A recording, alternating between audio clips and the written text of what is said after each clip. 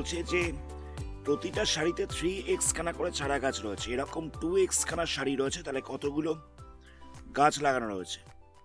তাহলে কি করব আমরা?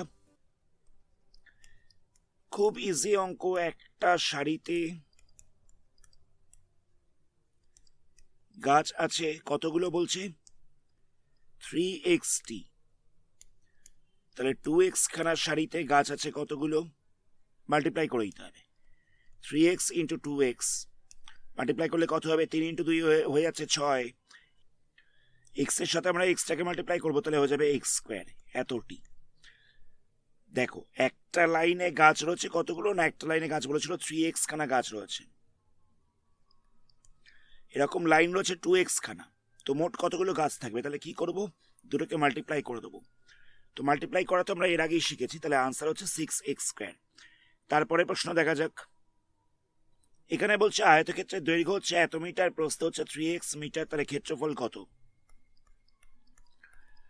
দৈর্ঘ্য দেওয়া রয়েছে 4x প্লাস 1 মিটার, প্রস্থ দেওয়া রয়েছে 3x মিটার। তাহলে আয়তক্ষেত্রের ক্ষেত্রফলের ফর্মুলা কি? আয়তক্ষেত্রের ক্ষেত্রফলের ফর্মুলা হচ্ছে দৈর্ঘ্য ইন্টু প্রস্থ। এত বর্গ একক, তো যেহেতু এখানে মিটার রয়েছে তাহলে আমরা লিখবো এত বর্গ মিটার। দৈর্ঘ্য বলতে কত আছে? দৈর্ঘ্য বলতে আছে 4x প্লাস 1, প্রস্থ বলতে আছে কত? 3x, এত বর্গ মিটার। সংক্ষেপে লেখা হচ্ছে এটাকে, বর্গমিটার কথাটাকে সংক্ষেপে লিখেছি। 3x এর সাথে একবার 4x টাকে মাল্টিপ্লাই করবো, তাহলে কত হবে? 3 4 হচ্ছে 12, x আর x মাল্টিপ্লাই করলে হয়ে যাচ্ছে x স্কোয়ার। একের সাথে 3x টাকে মাল্টিপ্লাই করবো, তাহলে হয়ে যাবে 3x, এত বর্গ মিটার। তাহলে ক্ষেত্রফল হয়ে যাচ্ছে 4x স্কোয়ার প্লাস 3x, এত বর্গ মিটার। পরের প্রশ্ন দেখো, বলছে 1 ডজন কলার দাম আগের থেকে 6 টাকা বেড়েছে। আগে 1 ডজন কলা x টাকায় বিক্রি হতো, তাহলে বলছে বর্তমানে 2x ডজন কলার দাম কত? তো দেখো 1 ডজন কলার আগের দাম কত? 1 ডজন কলার আগের দাম হচ্ছে x টাকা, অসুবিধা নেই। তো 1 ডজন কলার বর্তমান দাম কত? 6 টাকা বেড়েছে, তাহলে হয়ে যাবে x প্লাস 6 টাকা, অসুবিধা নেই। আগের দাম ছিল x টাকা, 6 টাকা বেড়েছে, তো সেখানে একটা প্লাস করে দেওয়া হয়েছে। তো 2x ডজন কলার বর্তমান দাম কত? তাহলে আমরা কি করব? এটাকে 2x দিয়ে মাল্টিপ্লাই করে দেবো। এটাকে আমরা 2x দিয়ে মাল্টিপ্লাই করে দেবো, তাহলে কত হবে? x এর সাথে 2x টাকে মাল্টিপ্লাই করতে হবে, তাহলে হয়ে যাবে 2x স্কোয়ার। 6 এর সাথে 2x টাকে মাল্টিপ্লাই করতে হবে, তাহলে হয়ে যাবে 12x, এত টাকা। আমি জায়গাটাকে রিপিট করছি আরেকবার। আগের দাম ছিল x টাকা, 6 টাকা দাম বেড়েছে, বর্তমানে দাম হচ্ছে x প্লাস 6 টাকা। তাহলে 2x ডজন কলার দাম কত হবে? এটাকে 2x দিয়ে মাল্টিপ্লাই করেছি, তাহলে হয়ে যাচ্ছে 2x স্কোয়ার প্লাস 12x। পরের প্রশ্ন দেখো। পরের প্রশ্ন দেওয়া হচ্ছে একটা বর্গক্ষেত্রে একটা বাহু দৈর্ঘ্য হচ্ছে 7x সেন্টিমিটার। তো একটি বাহু সমান সমান দেওয়া হচ্ছে 7x সেন্টিমিটার, তাহলে ক্ষেত্রফল কত হবে? এখানটা লিখবো অতএব বর্গক্ষেত্রের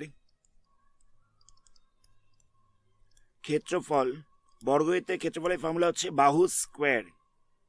এটা হচ্ছে বর্গক্ষেত্রের ক্ষেত্রফলের ফর্মুলা, তাহলে এখানটা বসবে 7x তার স্কোয়ার। তাহলে এখানটা লিখবো 7x ইন্টু 7x, তাহলে মাল্টিপ্লাই করলে কত হবে? যেহেতু স্কোয়ার ছিল, যেহেতু 7x এর স্কোয়ার ছিল, তাই 7x টাকে দুবার মাল্টিপ্লাই করা হয়েছে। 7 সাথে মাল্টিপ্লাই করলে হচ্ছে 49, এখানে x রয়েছে একটা, এখানেও x রয়েছে একটা, তাহলে হয়ে যাবে x স্কোয়ার। 49x স্কোয়ার, এত বর্গ সেন্টিমিটার। এটা হচ্ছে আনসার। আমি জায়গাটাকে আরেকবার রিপিট করছি। একটা বাহু দৈর্ঘ্য দেওয়া ছিল 7x, তাহলে ক্ষেত্রফল কত হবে? ক্ষেত্রফলটা হয়ে যাবে বাহু স্কোয়ার, এটা হচ্ছে ফর্মুলা। তো মানে হয়ে যাচ্ছে 7x স্কোয়ার, তাহলে 7x ইন্টু 7x করবো, তাহলে আমরা পেয়ে যাচ্ছি 49x স্কোয়ার। নেক্সট প্রশ্ন দেখো। এখানে আয়তক্ষেত্রে ক্ষেত্রফল দেওয়া রয়েছে কত? 8x স্কোয়ার, এত বর্গ একক। বাহুর দৈর্ঘ্য বলছে 4x, তাহলে প্রস্থ কত জিজ্ঞেস করেছে। তো আয়তক্ষেত্রের ক্ষেত্রফল দেওয়া রয়েছে ক্ষেত্রফল কত দেওয়া রয়েছে? ক্ষেত্রফলটা দেওয়া রয়েছে 8x স্কোয়ার এত বর্গ একক। তো আয়তক্ষেত্রের দৈর্ঘ্য দেওয়া রয়েছে কত? দৈর্ঘ্য দেওয়া রয়েছে 4x এত একক। আমাদের প্রস্থ জিজ্ঞেস করা হয়েছে। তো আয়তক্ষেত্রের ক্ষেত্রফলের ফর্মুলা কত? আয়তক্ষেত্রের ক্ষেত্রফলের ফর্মুলা আমরা একটু আগেই বললাম, সেটা হচ্ছে দৈর্ঘ্য ইন্টু প্রস্থ। তো এখানে দৈর্ঘ্য ইন্টু প্রস্থ ইকাল টু কত দেওয়া রয়েছে? দৈর্ঘ্য ইন্টু প্রস্থ ইকাল টু দেওয়া রয়েছে 8x স্কোয়ার। দৈর্ঘ্য ইন্টু প্রস্থ ইকাল টু দেওয়া রয়েছে 8x স্কোয়ার। তো দৈর্ঘ্যটা কত রয়েছে? দৈর্ঘ্য রয়েছে 8x, দৈর্ঘ্য রয়েছে 4x, দৈর্ঘ্যটা রয়েছে 4x, দৈর্ঘ্যর জায়গায় 4x বসিয়ে দিলাম। প্রস্থটা তো আমরা জানি না, তাহলে এই প্রস্থ ইকাল টু কত হবে?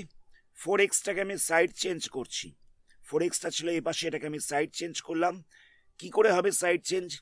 সাইড চেঞ্জ করার সময় একটা জিনিস মাথায় রাখতে হবে, এই পাশে যা থাকবে তার অপোজিট সাইন এখানে বসবে। এখানে মাল্টিপ্লাই ছিল মানে এখানে এলে ডিভাইড হয়ে যাবে। তাহলে এই কত হচ্ছে? 8x square by 4x। তো 4 দিয়ে ক্যান্সেল করলে এখানটা 2 পড়ে থাকছে, x দিয়ে ক্যান্সেল করলে এখানটা x পড়ে থাকছে। ওপরে দুটো x ছিল, নিচে একটা x রয়েছে। ওপরে দুটো x ছিল, নিচে একটা x রয়েছে, ডিভাইড করলে একটা x পড়ে থাকবে। তাহলে এখানটা হয়ে যাচ্ছে 2x এত একক। আমি রিপিট করছি আরেকবার, ক্ষেত্রফল দেওয়া রয়েছে, দৈর্ঘ্য দেওয়া রয়েছে। তো ক্ষেত্রফলের ফর্মুলা কি? দৈর্ঘ্য ইন্টু প্রস্থ। তো সেই দৈর্ঘ্য ইন্টু প্রস্থ ইকাল টু দেওয়া রয়েছে 8x স্কোয়ার। তো দৈর্ঘ্যটা কত রয়েছে? দৈর্ঘ্যটা রয়েছে 4x। তাহলে এই 4x ইন্টু প্রস্থ ইকাল টু কত হচ্ছে? 4x ইন্টু প্রস্থ ইকাল টু হয়ে যাচ্ছে 8x স্কোয়ার। তো এখান থেকে আমি প্রস্থটাকে বার করব। তাহলে প্রস্থ ইকাল টু কত হচ্ছে? 4xটাকে আমি সাইড চেঞ্জ করবো। কিরকম ভাবে সাইড চেঞ্জ করবো? এটা এপাশে মাল্টিপ্লাই ছিল, সাইড চেঞ্জ করলে ডিভাইড হয়ে যাবে, মানে ওপাশে মাল্টিপ্লাই ছিল বলে এপাশে এসে ডিভাইড হয়ে যাবে। তো ডিভাইড করে পাওয়া গেছে 2x এত একক। পরের প্রশ্ন দেখো। নেক্সট প্রশ্নে দেওয়া রয়েছে সুশোভন 9y দিনে এতগুলো ঘুড়ি বিক্রি করেছে। তাহলে বলছে প্রতিদিন গড়ে কতগুলো করে ঘুড়ি বিক্রি করেছে। তাহলে আমরা কি করব? 9y দিনে ঘুড়ি বিক্রি করে